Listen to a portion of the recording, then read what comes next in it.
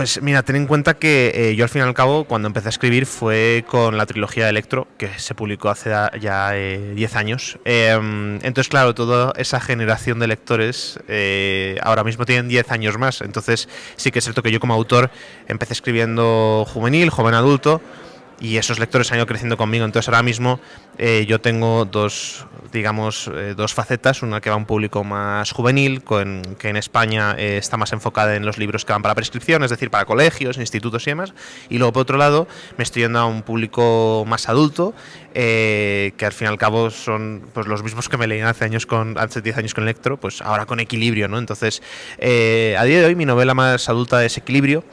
Recojo un poco más precisamente el testigo de lo que fue la generación de Electro, que esa generación que me leyó con 15 años. Luego seguiría, yo creo, Cartas desde el desierto, que es joven adulto. Y olvídate el resto, que es otra de mis novelas, que aquí sí que es cierto que en Latinoamérica es complicado encontrarla. También sería joven adulto. Y el resto serían juveniles.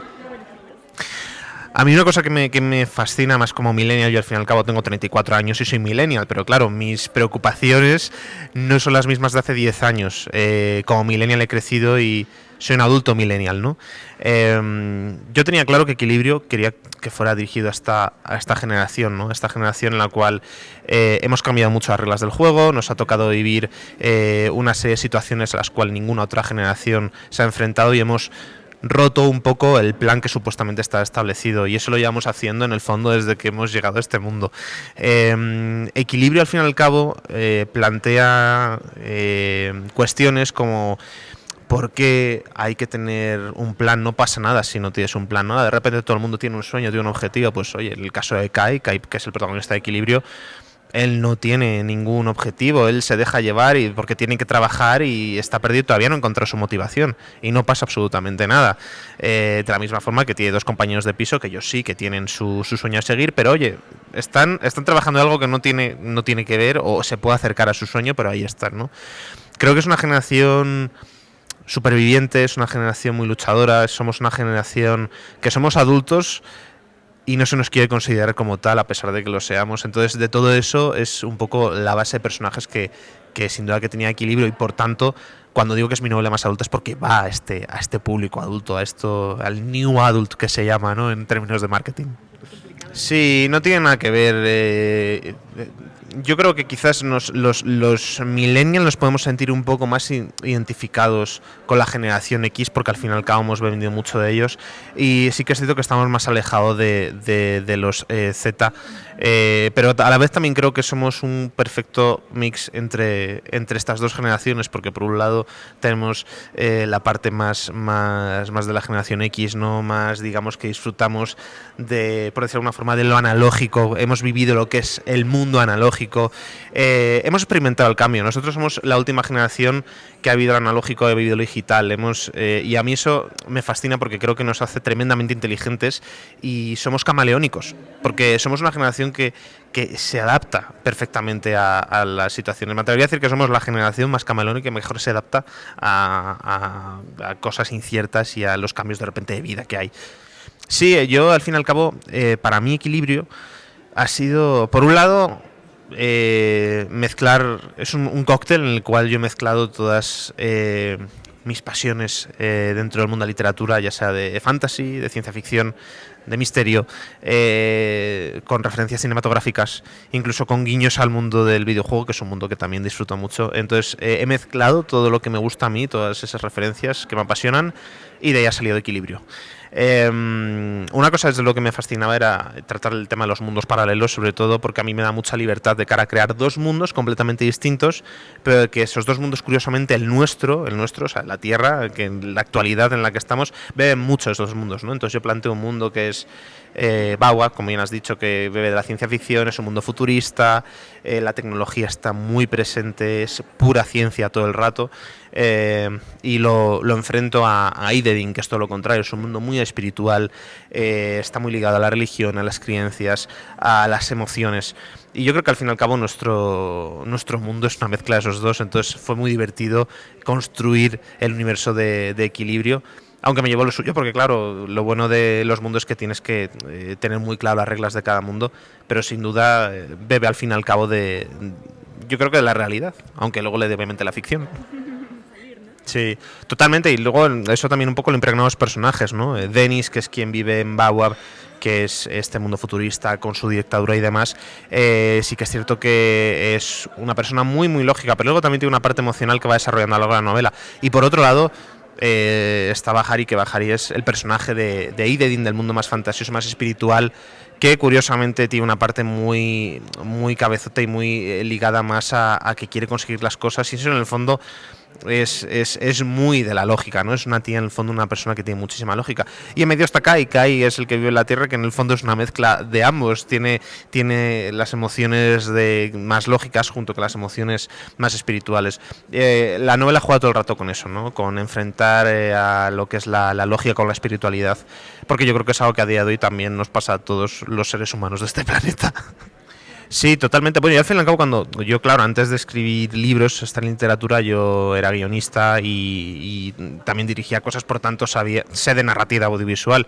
Entonces, claro, al fin y al cabo, mi pluma se ha impregnado mucho del estilo que yo tenía narrando con imágenes y escribiendo para cine. Creo que sin duda la parte cinematográfica forma parte de mi estilo, y por supuesto todos los relatos de las catástrofes, ¿no? Que es algo que he disfrutado muchísimo escribiendo en Equilibrio. Bebe mucho para mí el cine de catástrofes. A mí el cine de catástrofes me apasiona desde que era pequeñito. Películas como Twister, Un pueblo llamado antes, Pixar, Armageddon, Deep Impact, todas estas me han maravillado, y quería hacer una especie de homenaje a ese cine de catástrofes, que es un cine tan solamente visual, porque yo como lector sí que es cierto que nunca me ha costado mucho encontrar catástrofes en la literatura, y entonces he querido hacer ese pequeño guiño con esos relatos que son completamente independientes, pero que en su conjunto tienen su sentido, y la verdad que es una experiencia. Al fin y al cabo, yo creo que en el fondo todo lo que escribo se rige un poco por la estructura de los 3 actos que rige cualquier guión, ¿no? Y entonces estoy tremendamente influenciado por el cine, es una realidad, porque adoro y me apasiona el cine. Pues Olvídate del resto fue la primera novela que escribí en solitario. Es una novela que tengo mucho cariño porque al fin y al cabo fue mi primera vez en solitario. Tenía claro que quería que fuera un thriller que hablara precisamente también de la carga que tiene que asumir nuestra generación, ¿no? Es una historia entre padres y hijos, sobre todo de los millennials, ¿no? De que pues a muchos nos han tocado asumir en casa responsabilidades que a otras generaciones no les ha tocado asumir. Olvídate el resto, trata de la historia de Dani, que Dani es un chico que se muda con su madre porque su padre les abandona, se muda con su madre a un nuevo pueblo, una nueva ciudad, para empezar una vida nueva desde cero. La peculiaridad es que su madre tiene un trastorno de identidad disociativo, lo que se conoce comúnmente como personalidad múltiple. Y bueno, pues al llegar a esa nueva ciudad y empezar esa nueva vida, aparece una nueva personalidad en el cuerpo de su madre. Y entonces toda la historia es pues bueno, el desarrollo básicamente de cómo lleva esto Dani, las cosas que tiene que asumir, quién es esta nueva personalidad, quiénes son el resto. Y bebe mucho el thriller. Desde luego es un joven adulto, pero tiene un punto de oscuridad muy, muy interesante. Cartas del desierto, que es la otra a la que te referías, plantea una distopía en la cual allá en España la mili, que es el servicio militar obligatorio, era obligatorio hasta mediados de los 90, luego ya dejó de ser obligatorio. Entonces yo planteo qué pasaría si este servicio militar obligatorio volviera a existir, a ser obligatorio, ¿no? Entonces planteo un futuro en el cual a todos los chavales, chicos y chicas de ambos sexos, cuando cumplen 16 años, tienen que hacer el SEMO, ¿no? Que el SEMO es este servicio militar obligatorio. Dependiendo de tú cómo te hayas comportado a lo largo de tu adolescencia, el Estado dictamina si eres provechoso o no eres provechoso para el futuro. Entonces, dependiendo de eso, te manda a un lugar o a otro. ¿Cuál es el peor lugar al que te puede tocar, al que mandan a los parias sociales, a los que el Estado cree que no tiene ningún futuro? El desierto. Y es aquí donde se desarrolla esta historia. Entonces la historia se centra en Aitor y bueno, pues todos los reclutas, ¿no? Que forman su cuadra. y es una historia también de, a pesar de ser distopía, tiene misterio, tiene un puntito de ciencia ficción, es una historia muy, muy de personajes, muy humana, de esta cuadrilla, de quiénes son esta gente, cómo se apoyan, cómo salen adelante, lo que viven ahí. Y es también, yo para mí sin duda es una novela súper, súper especial. Siempre digo que tiene un pedacito de mi alma porque le tengo muchísimo cariño. Además, justamente es una novela que escribí, que se publicó 4 días antes de que allá en España nos encerraran por el COVID, el estado de alarma. Entonces me hace tenerlo más cariño porque ahora de repente como que la gente está recomendando muchísimo Cartas del Desierto y eso me emociona mucho porque yo pensaba que era una historia que se iba a quedar ahí y está como resucitando y eso es precioso. Fíjate, yo creo que yo algo que siempre animo es que cuando alguien tenga atracción por un libro, ya sea por la cubierta, por el nombre o por el argumento que tiene detrás, que se anime a introducirse en sus páginas, porque yo creo que así es como tú desarrollas tus gustos como lector y te enriqueces. La ciencia ficción que yo escribo no tiene nada que ver con la de otros grandes autores, ¿no? Yo creo que también eso depende mucho del estilo que tengamos, igual que el fantasy. No es lo mismo el fantasy de George R. Martin que el de J.K. Rowling, por ejemplo, no tiene nada que ver. Entonces, yo creo que al fin y al cabo cada uno como lector es un encuentro tan personal con el propio libro y los gustos es algo tan subjetivo y tan personal que la única forma de descubrirlo es introducirte en historias que te generen ese enamoramiento, ¿no? Decir, ay, esto me gusta. Entonces, ¿qué podéis encontrar? Desde luego en mi ciencia ficción. A mí una cosa que me gusta mucho de ciencia ficción es subrayar mucho la morfología, estas dos palabras, ¿no? Ciencia, que es algo real, algo que existe, con ficción. Yo lo que hago en mis historias es a bases científicas, a argumentos, a situaciones cotidianas que existen. Me gusta aportarles ese punto de ficción surrealista, digamos, como puede ser en el caso pues de Cartas del Desierto, que de repente surge el servicio militar obligatorio y todo lo que se desarrolla en torno a este servicio militar. O en Equilibrio, lo que es el tema de estos mundos, ¿no?, paralelos y lo que implica y demás. Pero siempre me gusta trabajar con una base real dentro de esa ciencia ficción. Y para mí eso es lo que es la ciencia ficción. Sí, la verdad es que yo siempre lo he dicho. Tuve la inmensa suerte de venir hace unos años a Monterrey. Esta es mi primera vez aquí en Ciudad de México. Y también tuve la oportunidad hace unos años de vivir en Argentina, hacer una pequeña gira. Y la verdad es que los lectores latinoamericanos son espectaculares.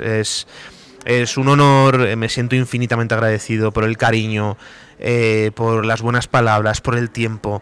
De verdad que me encanta cuando me dicen gracias por venir y es como yo si estoy aquí es posible gracias a todos los lectores que apuestan por mis libros, que se animan a introducirse en sus páginas y es muy bonito como esa pasión la comparten y aquí desde luego en la firma que hemos hecho acá en Ciudad de México ha sido maravilloso. Ha habido momentos que me he emocionado mucho, la cantidad de abrazos, de cariño desde luego es una experiencia que es muy difícil explicar con palabras porque se lleva yo creo que aquí en el corazón básicamente.